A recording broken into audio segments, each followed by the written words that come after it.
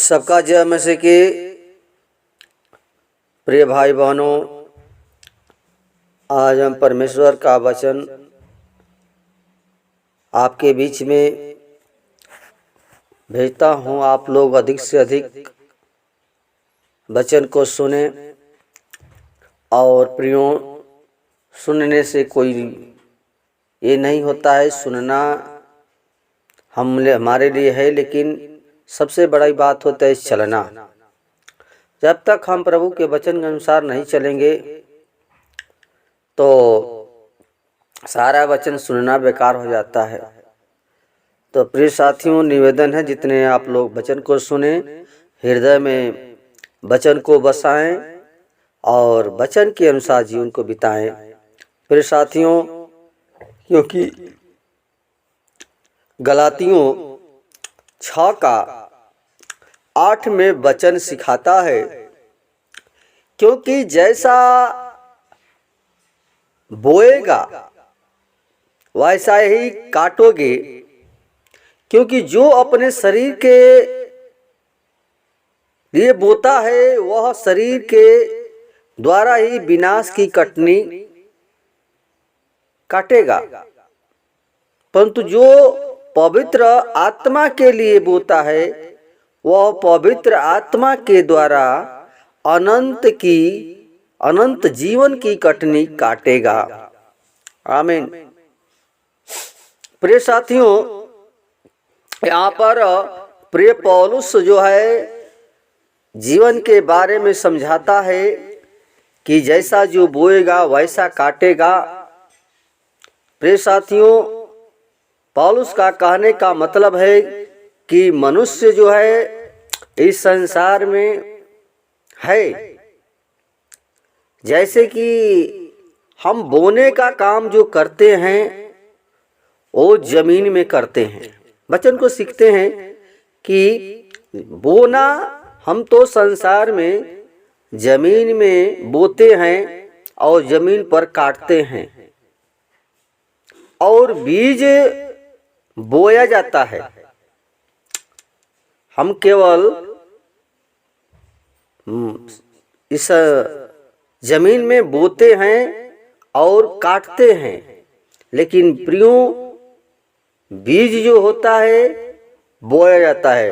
तो जैसा बीज बोया जाता है उसी के अनुसार फसल भी काटी जाती है। यदि बीज बढ़िया है तो फसल भी अच्छा मिलेगा, फसल भी अच्छा मिलेगा। पर प्रिय भाई बहनों, पौलुस जो है इस जमीन को मनुष्य का जीवन कहता है। खेत क्या है? ये जीवन है, मनुष्य का जीवन है।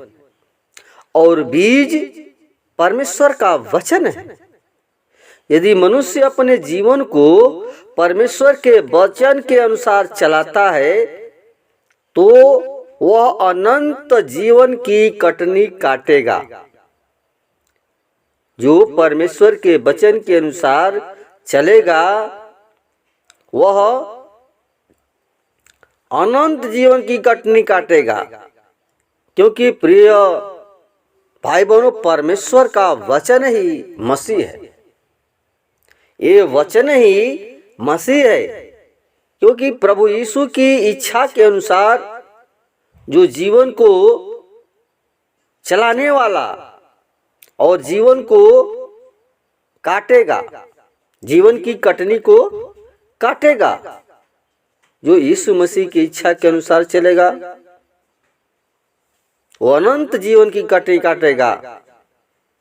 प्रिय साथियों, लेकिन जो इसके विपरीत यानी इसका उल्टा शैतान के इच्छा के अनुसार जो चलाने वाला है वो विनाश की कटनी काटेगा, वो विनाश की कटनी काटेगा। तो प्रिय साथियों, वचन जो है हमें जीवन के बारे में, इस शरीर के बारे में हम क्या बो रहे हैं, क्या काट रहे हैं प्रियो।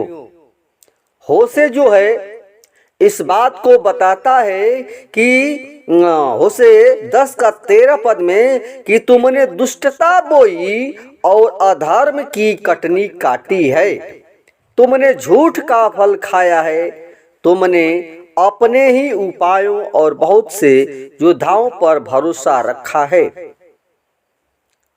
प्रिय साथियों, होशे जो है जो वो बता रहा है कि जो तुमने दुष्टता बोई है, संसार में रह करके हम केवल दुष्टता के काम को करते हैं या धर्म के काम को करते हैं, तो जो हम कर रहे हैं वही हम जो बो रहे हैं, यानी जीवन में, इस शरीर में जो बोया गया है वही तो काटेंगे।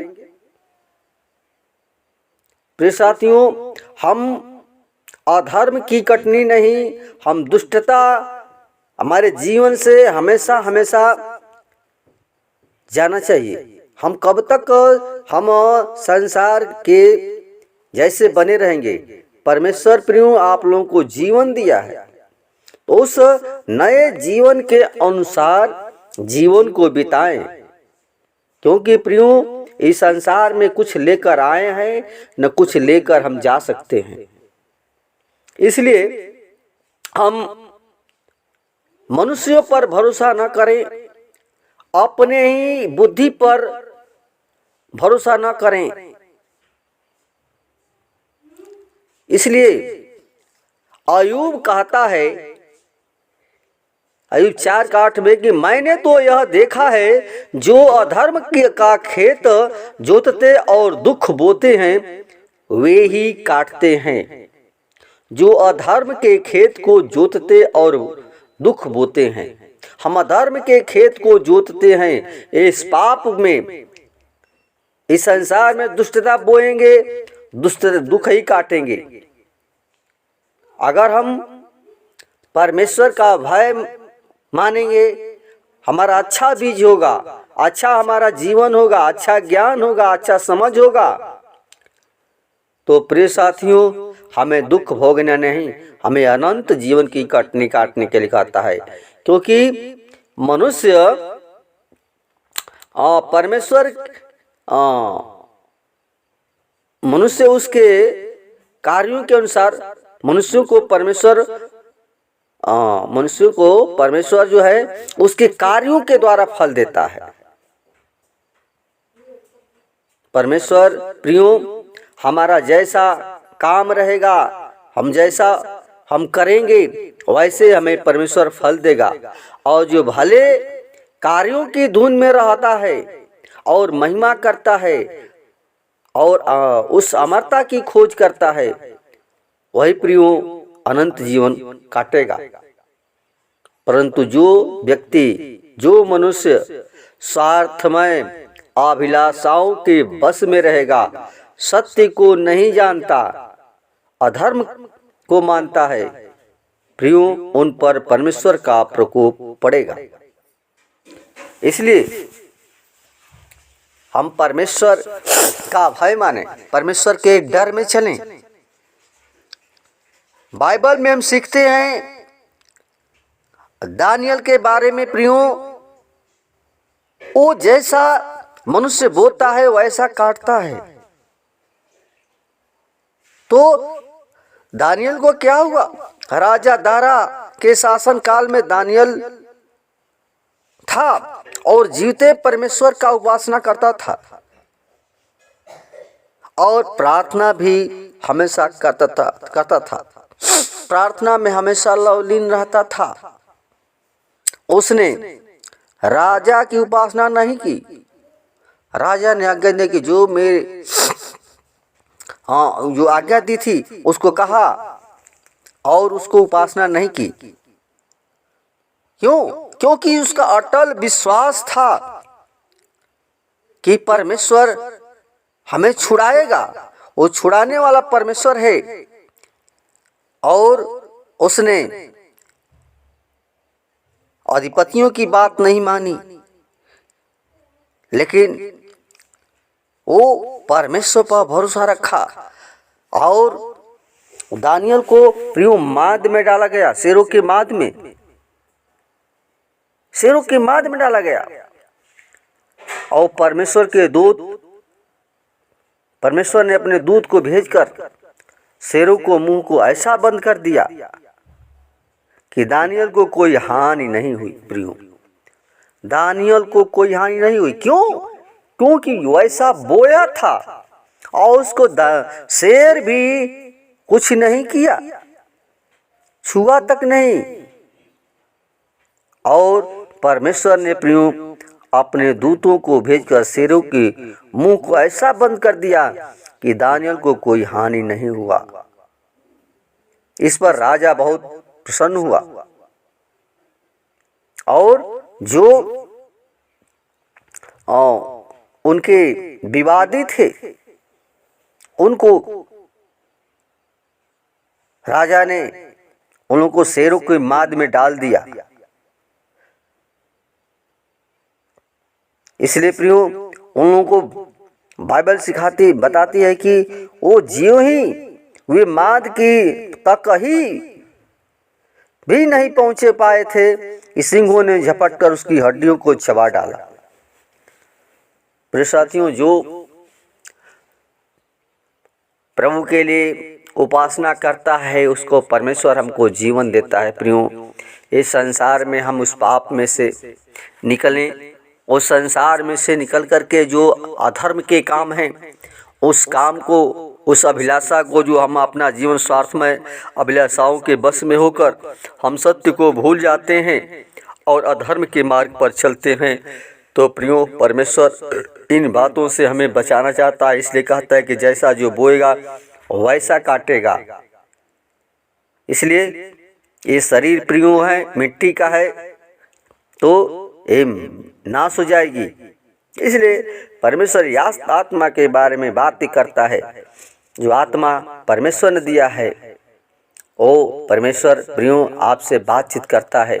उसके शरण में सत्यता के साथ, खराई के साथ, नम्रता के साथ, दीनता के साथ प्रभु में हमेशा लवलीन रहे। धन्यवाद। वचन के द्वारा परमेश्वर सबको बतात का आशीष प्रदान करे। प्रिय साथियों, आज वचन के द्वारा हम सीखे हैं और प्रार्थना करेंगे।